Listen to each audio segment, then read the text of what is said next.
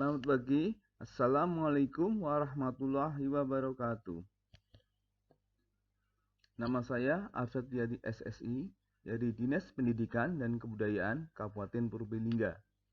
Saat ini saya sedang mengikuti diklat calon pendamping guru penggerak.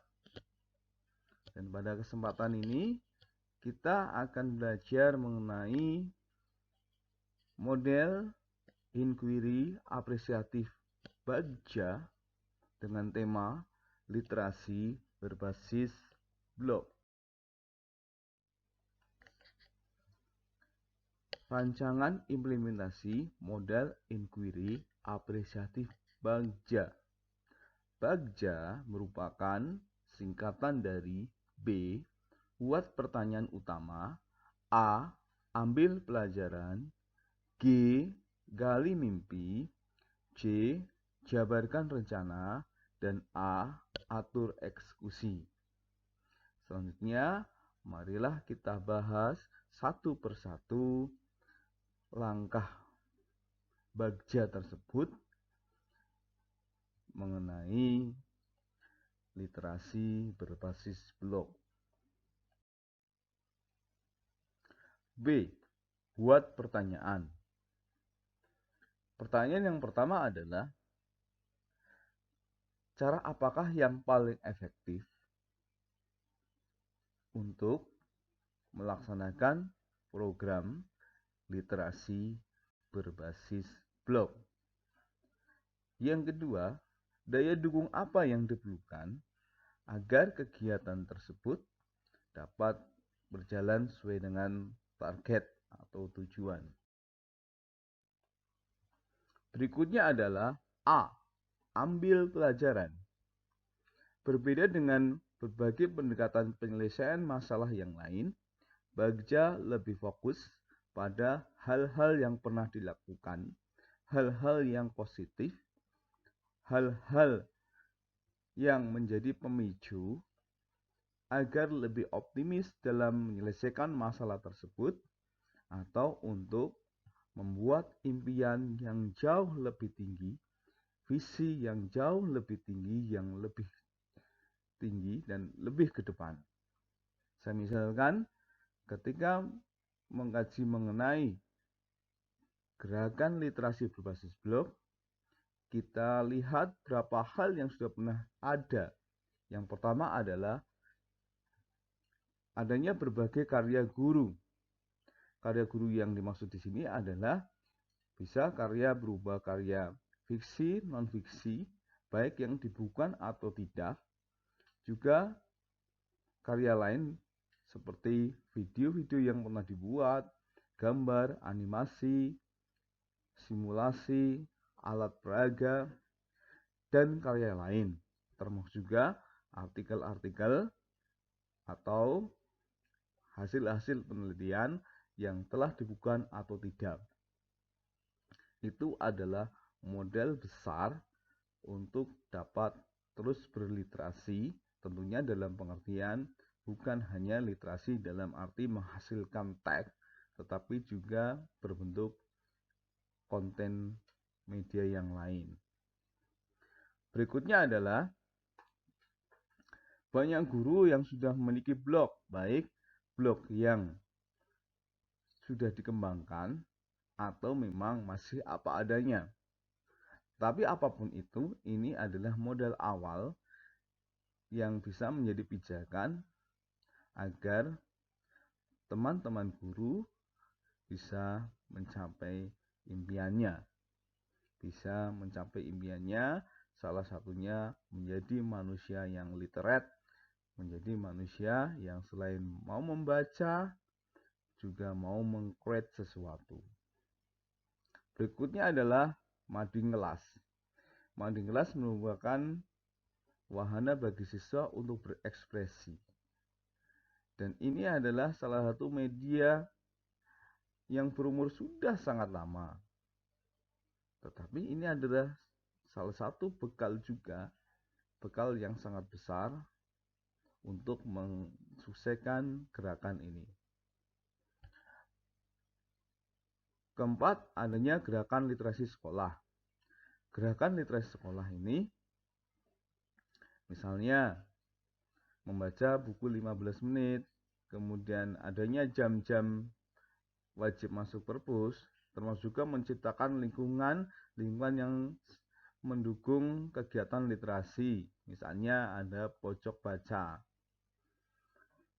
Nah, hal-hal seperti itu, keempat ini bisa kita jadikan acuan untuk mencapai atau menggali impian yang lebih tinggi lagi. Berikutnya adalah G, gali mimpi. Tampak pada slide ini, mimpi apa sih yang akan digali? Yang pertama adalah pemenuhan konten digital bagi siswa maupun bagi guru. Yang dalam hal ini adalah berbentuk blog. Berikutnya adalah wadah ekspresi siswa dalam bentuk offline. Salah satunya adalah dalam bentuk majalah dinding sekolah atau dinding kelas.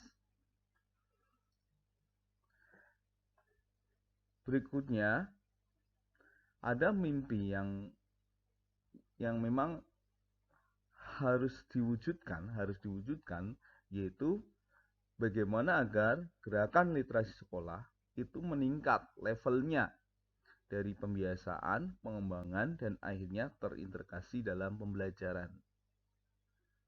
Di samping itu, selain mimpi tadi yang memang levelnya adalah level sekolah atau level kelas, ada sebuah mimpi lagi yang lebih personal, yaitu gerakan satu guru satu blok atau satu siswa satu blok. Jangan digambarkan bahwa ketika gerakan satu blok satu guru satu blok atau satu siswa satu blok, masing-masing siswa atau guru tadi itu selalu menjadi admin. Boleh jadi begini, misalnya dalam sebuah kelas ada 2 atau 3 admin dan siswa yang lain itu sebagai kontributor naskah. Sekali lagi, naskahnya adalah bukan hanya naskah dalam bentuk teks, tetapi juga naskah lain seperti gambar, animasi, video, alat peraga, dan konten yang lain.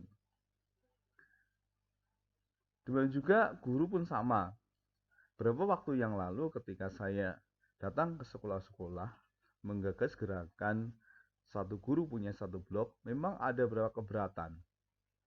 Salah satunya adalah keberatan dari teman-teman guru yang memang secara IT itu lemah.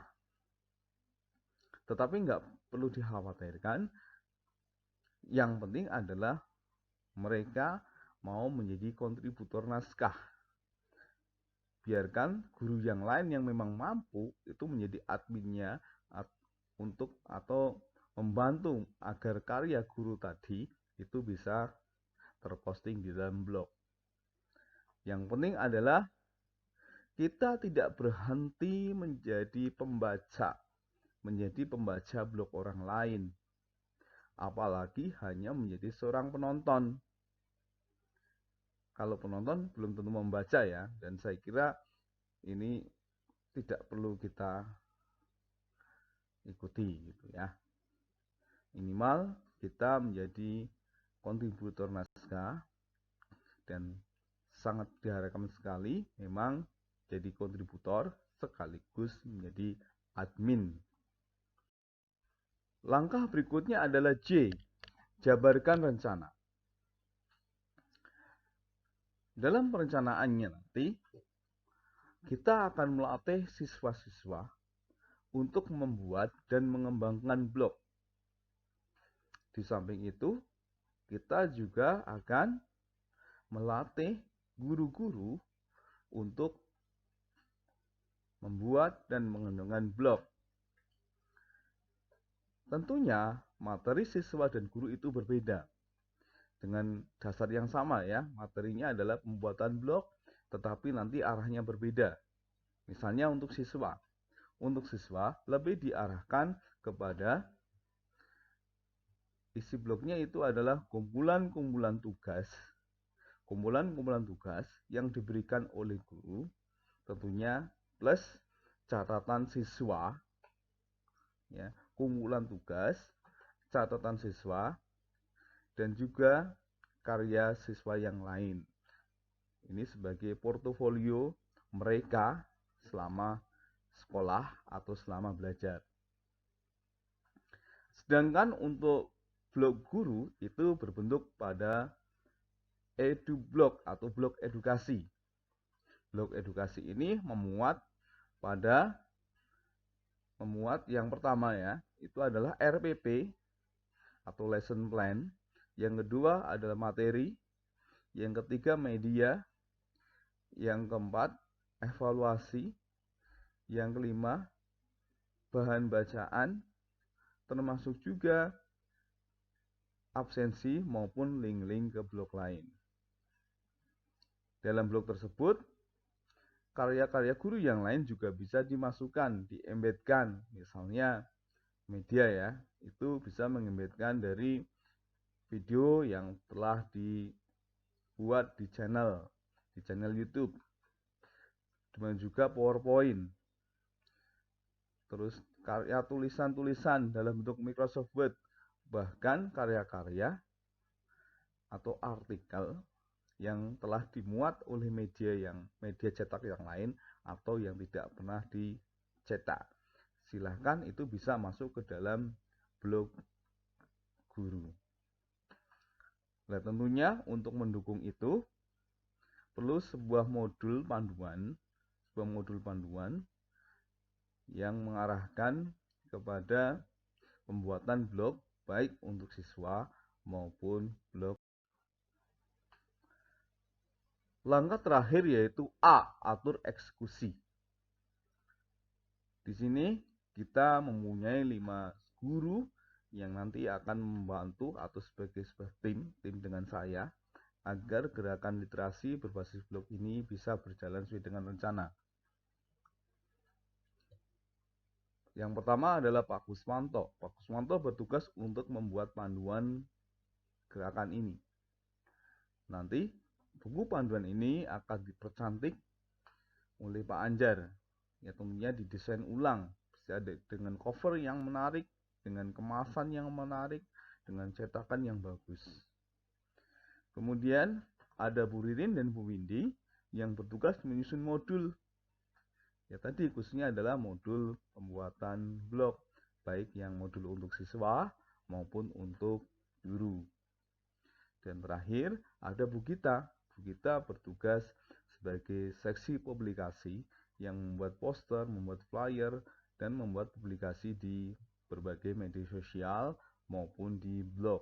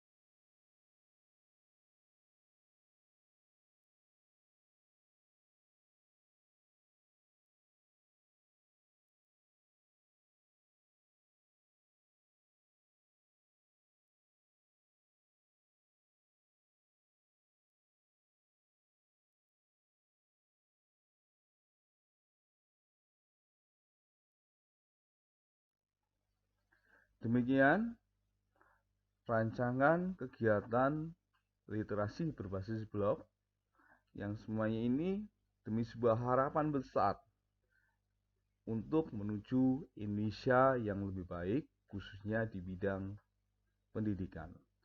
Terima kasih. Assalamualaikum warahmatullahi wabarakatuh. Selamat pagi.